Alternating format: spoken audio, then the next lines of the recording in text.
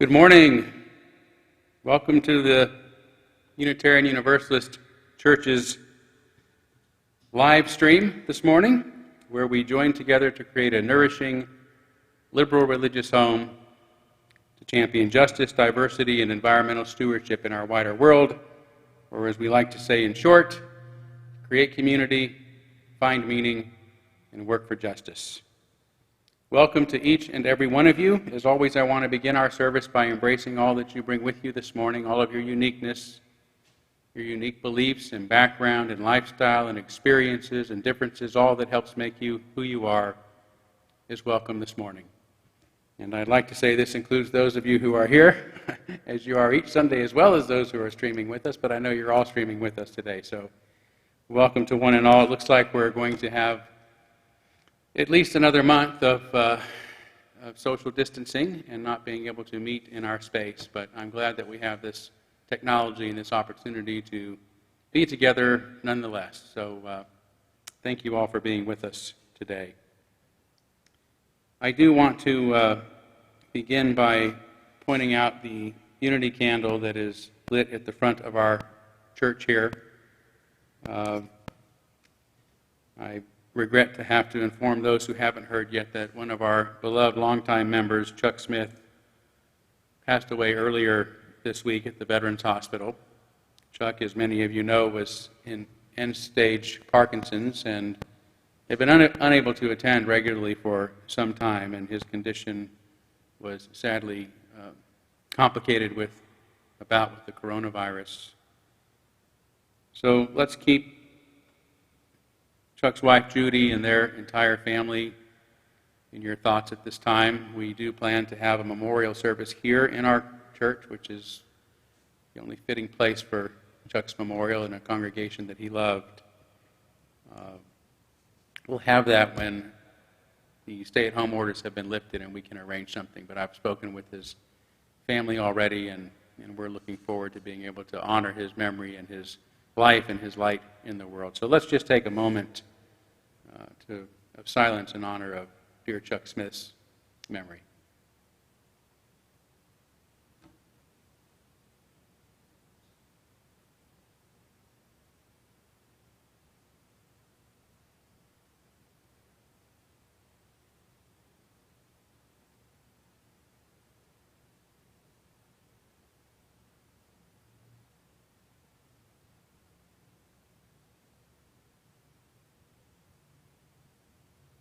Thank you.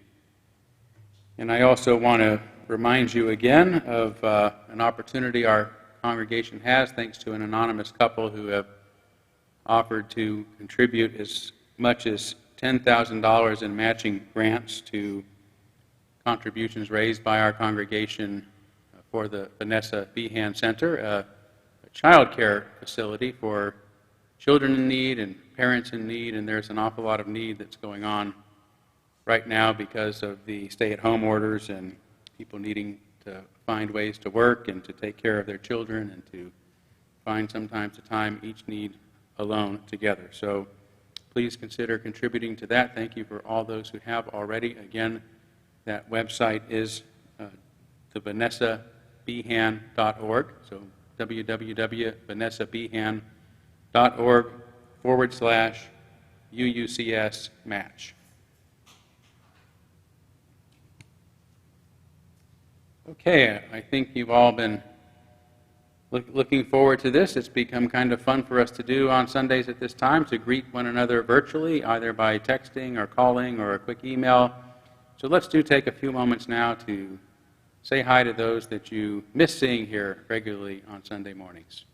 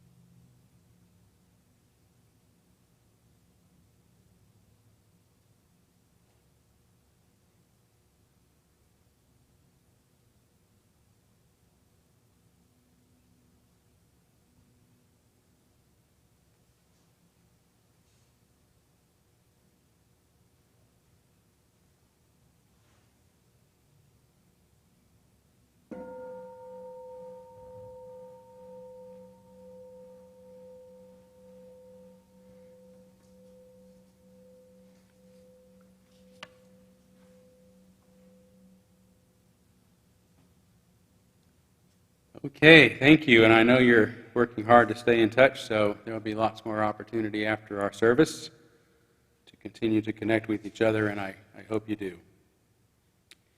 We're now going to say the words to our chalice lighting, the symbol of our faith, the symbol of our unity and our solidarity, of our openness and our inclusion, of our community and our individual uniqueness. May this small flame be our offering of warmth to those who are cold and alone, and a light to those in darkness. May it be a flame that ignites justice in our world, and a beacon of hope to those in need, and may it reflect at least a spark of truth wherever truth has been lost, and cast a healthy shadow of doubt wherever it's been found.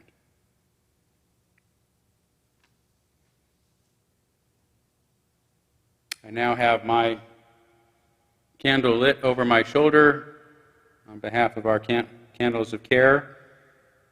Some of you probably have a candle or a light to light at this time if you'd like.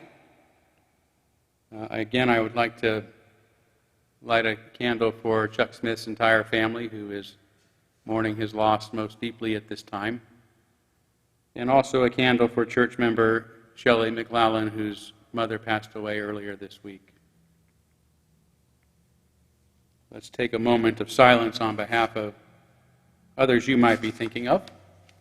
And of course, you're welcome to name them at home if you'd like.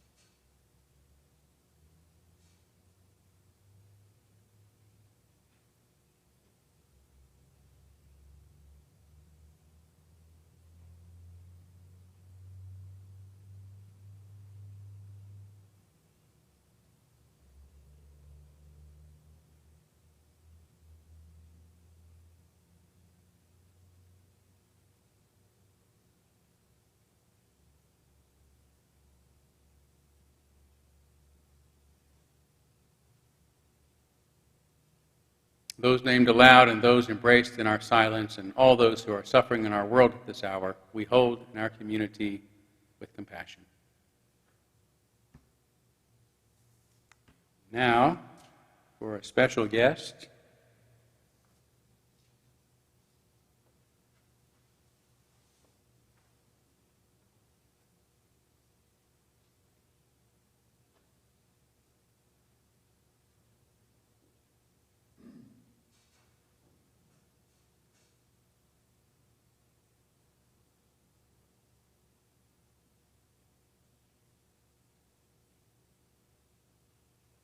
well, my goodness, who in the heck do we have here?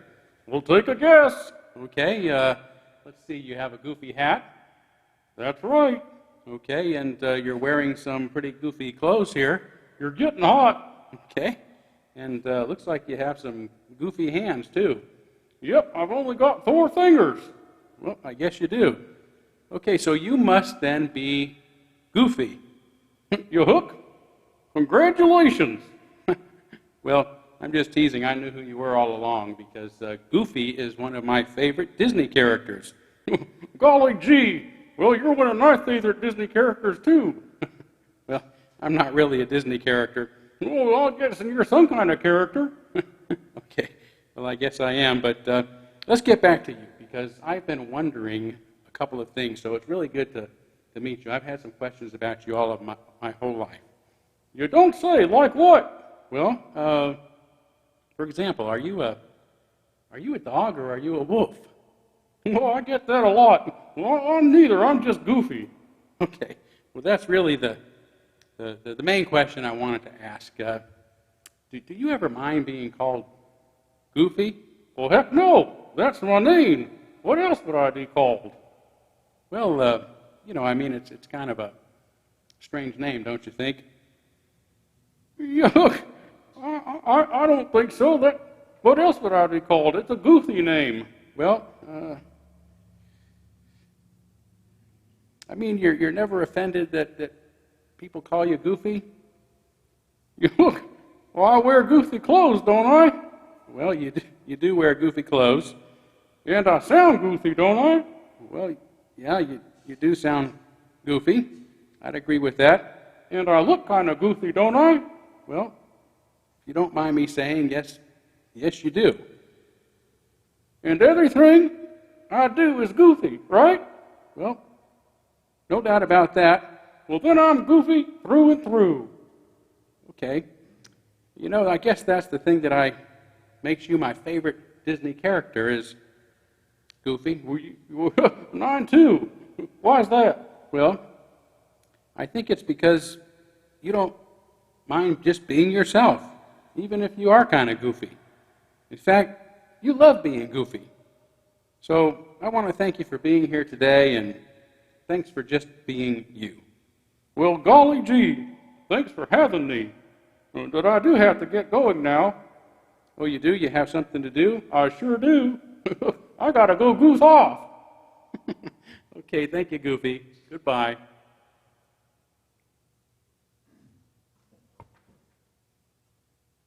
You just never know who's going to show up here. Goofy's been doing good social distancing, so I told him he could come.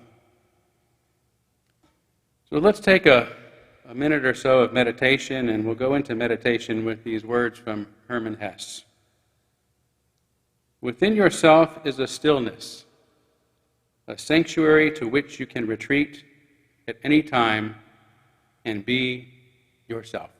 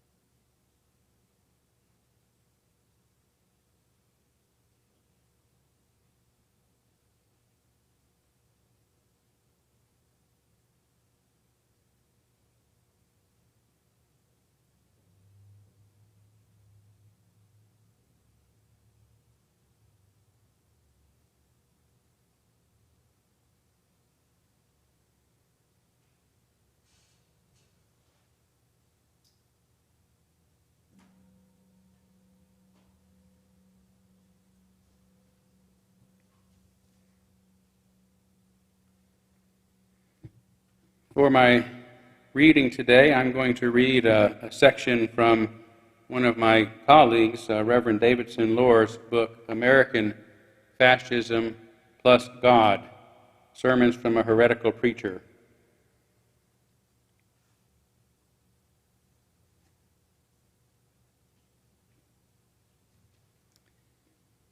When liberal visions work, it's because they have kept one foot solidly in the moral center of our deep territorial impulses and the other free to push for a bigger tent, to expand the definition of those who belong in our territory. And when liberal visions fail, it is often because they fall short of achieving just this kind of balance between our conservative impulses and our liberal needs. During the past half-century, many of our liberal visions have been too narrow, too self-absorbed, too unbalanced. And their imbalance has been a key factor in triggering the fundamentalist uprisings of the past decades. And when society doesn't follow liberal visions, liberals haven't led well, or at all.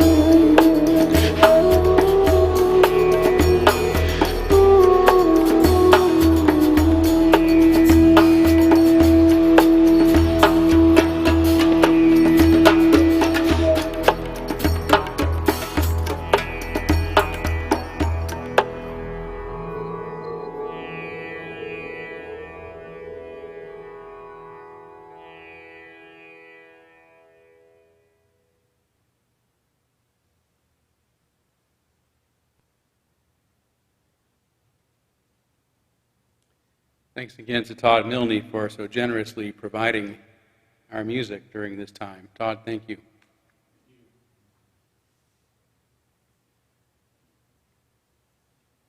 So I had a sermon that I was going to give today, but unfortunately I did not have the proper amount of time to work on it, so I've switched sermons with next week's, and hopefully next week I can do what I was anticipating this week, if that makes any sense at all. But the title of today's sermon then is called On Being Stupid. So I thought it was appropriate to have Goofy here today for this sermon. But it's actually a very serious conversation about the meaning of stupidity. And we've all heard that there's no such thing as a stupid question, I'm guessing. This is meant to reassure us that there's no need for us to feel embarrassed about not knowing the answers. But I would counter that all legitimate questions are stupid. And if we're not willing to risk some embarrassment, it is not possible for us to learn new things. And that's what the etymology of the word embarrass means, to bar or to block something. Being embarrassed bars us from achieving new things, from moving forward. And asking embarrassing questions, in particular, prevents us from discovering new ideas. It blocks us from obtaining insight and understanding. This is why I prefer its more popular phonetic definition. Being embarrassed means being bare-assed. This may not be true etymologically speaking, but it's pretty much how it feels to be embarrassed.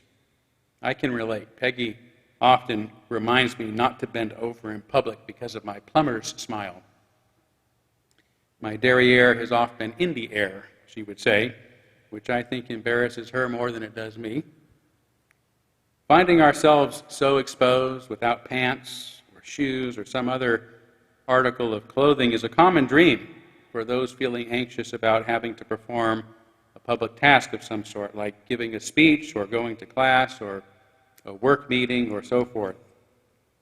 Performance anxiety, stage fright, social anxiety, shyness can all result from our desire not to be embarrassed. Since embarrassment is a social phenomenon, meaning it usually happens in public, one thing we instinctively tend to avoid is asking a lot of questions that everyone else, we imagine, already knows the answers to.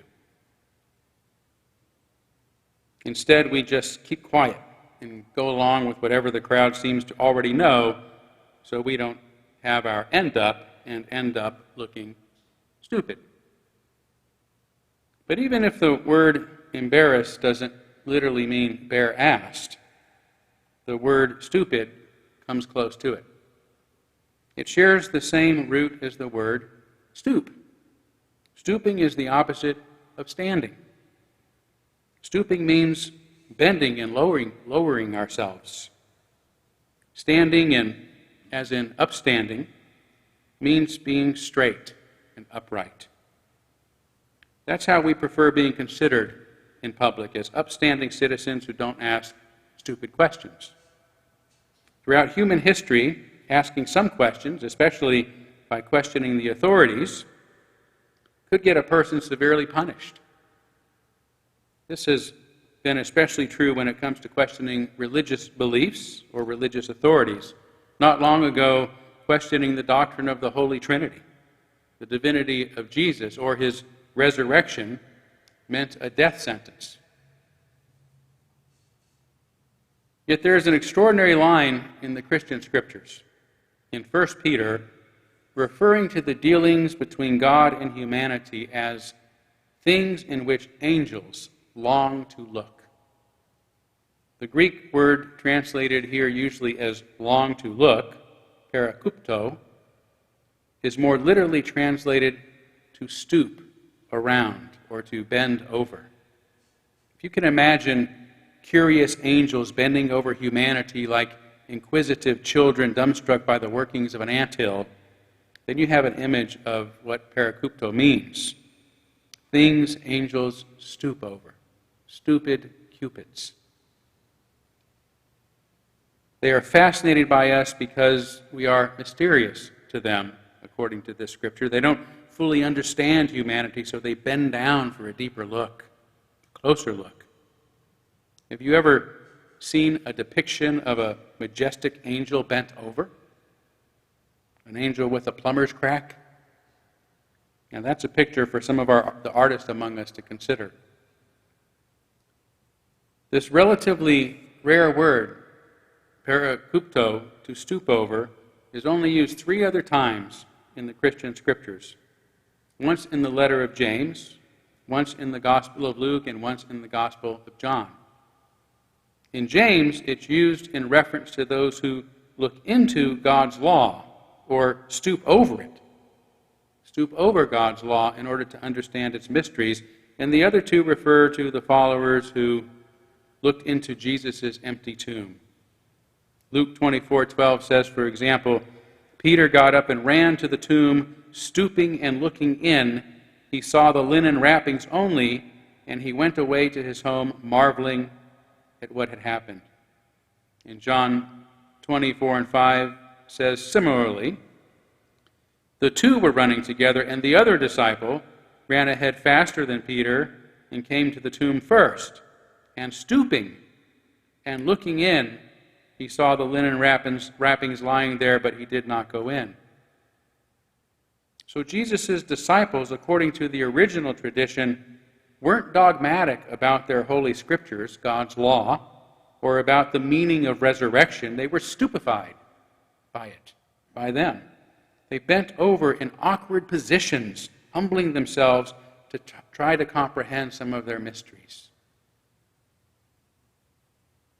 I wonder what religion might have looked like in Western culture if it were more often looked at from this stooping position, parakupto, from a position of seeking and curiosity and wonder, rather than of knowing and teaching others there's only one upright position to take on such matters.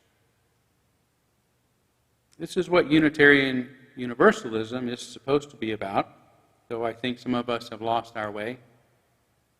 These days, many are behaving more like fundamentalists. So certain and protective of their opinions, they immediately demonize and dehumanize anyone who differs. Back in 2005, after being in the news for some sort of activism that I can't recall, I received an anonymous letter stating, "It is great to live in a country where you have the freedom to demonstrate how little you understand the world. You can freely demonstrate your stupidity and not be subject to government interference. Since you have demonstrated your stupidity and lack of understanding, I feel you should be rewarded with your own sign. So in the words of a well-known comedian, here is your sign." In large, bold letters, smack in the middle of a second page were the words, "I am stupid." Now, I've proudly kept the sign to this day, although I still don't know who gifted me with this prized possession. I'm guessing it was my revered college philosophy professor, finally expressing pride in and rewarding me for my philosophical growth. For I agree, it is wonderful to live in a society where we can demonstrate how little we understand of the world, parakupto. As a reward for demonstrating my stupidity and lack of understanding, he sent me my very own "I am stupid" sign. I'm sure that must be it, for it is a prize that any philosopher would cherish. Whoever sent it, the point is that we don't need to hear there are no such things as stupid questions. That's false. All genuine questions are stupid and require risk. So we need instead to be encouraged that it's okay, that we're even obligated and can be delighted to ask stupid questions. It's okay to bend low, to put ourselves in awkward positions, to let our plumber's crack smile if it means an opportunity to encounter life's mysteries and to truly learn new things. That's the heart of the authentic religious experience. As the heretical theologian Matthew Fox says, religious experience begins with awe and wonder. When considering this, I'm often reminded of William James' celebrated book, The Varieties of Religious Experience, written over 100 years ago. At the very start of his classic 500-page manuscript, we find an almost unassuming statement. I speak not now of your ordinary religious believer who follows the conventional observances of his country, whether it be Buddhist, Christian, or Mohammedan. His religion has been made for him by others, communicated to him by tradition, determined to fixed forms by imitation, and retained by habit. Now here's the remarkable part. He refers to all of these as second-hand religious life, adding it would profit us little to study them. Think about it. A 500-page book about the varieties of religious experience that begins by announcing it would be meaningless to talk about the major religions of the world, which James never says another word about.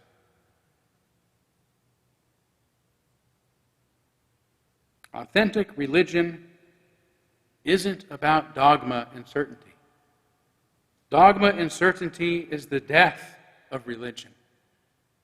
It's the death of genuine religious experience. Genuine religious experience means being brave enough to let our ideas of reality disintegrate around us so that we can have genuine, mind-altering, consciousness-expanding experiences.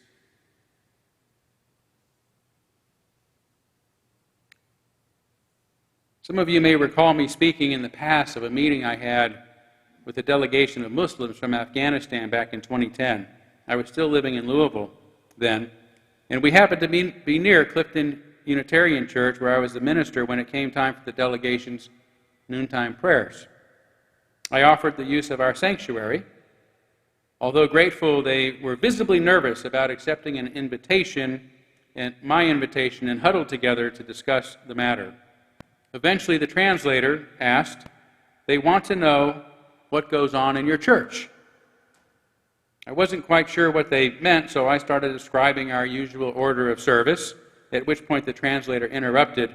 "They want to know if there are any crosses or if you pray in it," which apparently would have made it unsuitable. "Oh no," I chuckled. "You won't find any crosses or praying going on in our church."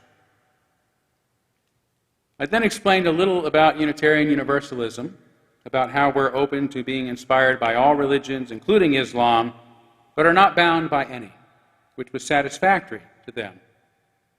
After completing their prayers, which they did in private, they told me that according to their tradition, any place Muslims offer ritual prayers becomes an official mosque. So to my knowledge, Clifton Unitarian Church is the only UU church in the country that has also been declared a mosque. It turns out that the word mosque simply means place of prostration. So by merely performing their noontime prayers there, it became a mosque, a place of prostration, a holy place of prostration. That's the idea that I'm getting at, that religion is about becoming stupefied by mystery. It's about bending down in curiosity and getting bent out of shape by dogma, and about walking humbly with our God, humble about our beliefs, not certain of them. I should also delineate the difference between stupid and a couple of other words we tend to use synonymously, dumb and ignorant. The first of these, dumb, is different but no less virtuous than being stupid. Being stupid is the precursor of becoming dumb. That is, when we have an authentic religious experience while bending low before awe and wonder, we become dumbstruck. We fall silent because there's nothing we can say to adequately describe any of it. Dumb is an Old English word that means silent or unable to speak. It's not a reference to feeble-mindedness as it is often used.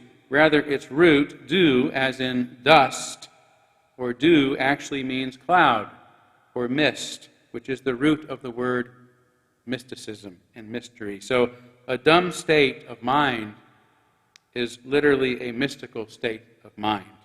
It is the state of not knowing, and thus not knowing what to say and being wise enough not to say anything. Even a fool is thought wise if he keeps silent, and discerning if he holds his tongue, an old Hebrew proverb says.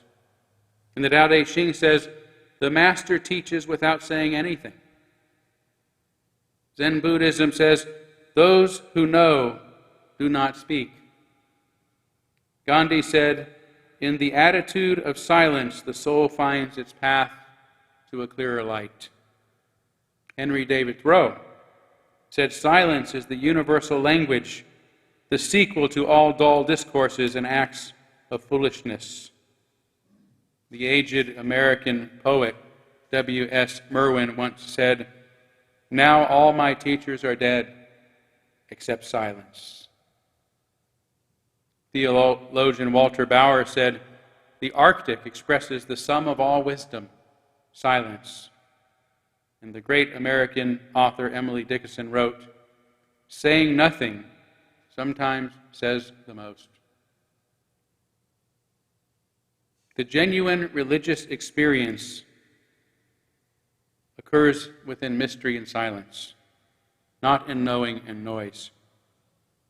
There must be a cloud of unknowing between you and your God, says the unknown author of The Cloud of Unknowing. The way objectified is nebulous and blurred, says the Tao Te Ching, and that when we reach for it like mist, it cannot be grasped.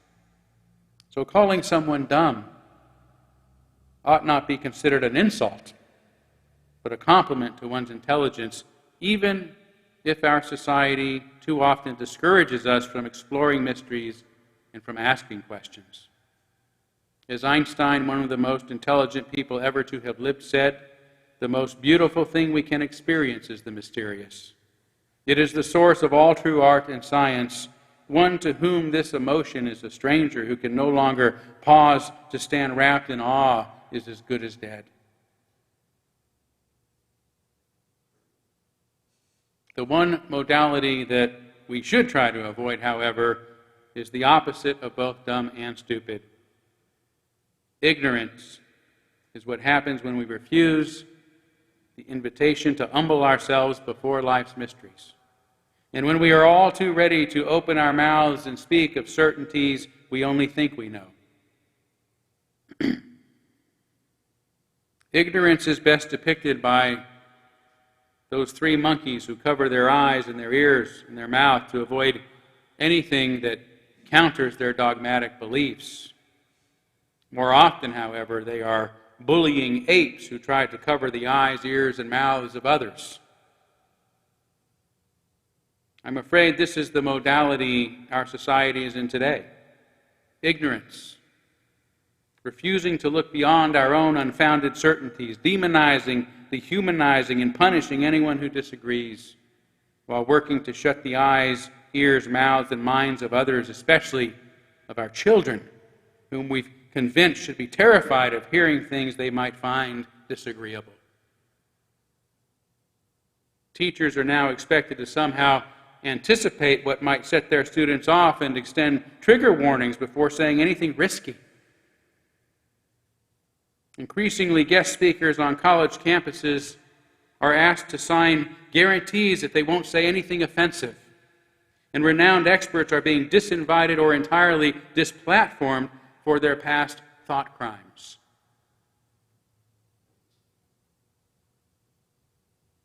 We've now taught 2 generations that original ideas are harmful, and original thinkers are dangerous and must be silenced or else punished. Orwellian dystopia has become reality.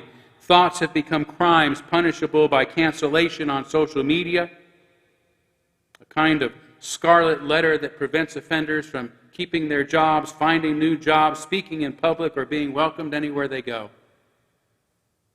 Our society on both the left and right has become ignorant,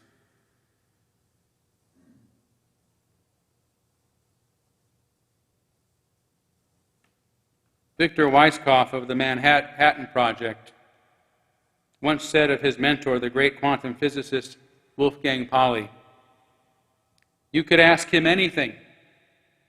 There was no worry that he would think a particular question was stupid, since he thought all questions stupid." I agree. All legitimate questions are stupid. Today, in our age of endarkenment, asking them not only takes humility, it takes courage. Anyone who does so must be stupid.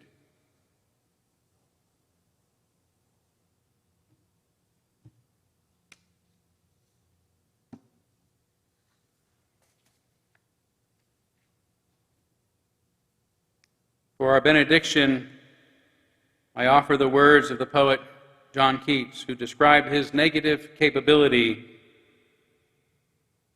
as being in uncertainties, mysteries, and doubts, without any irritable reaching after fact and reason.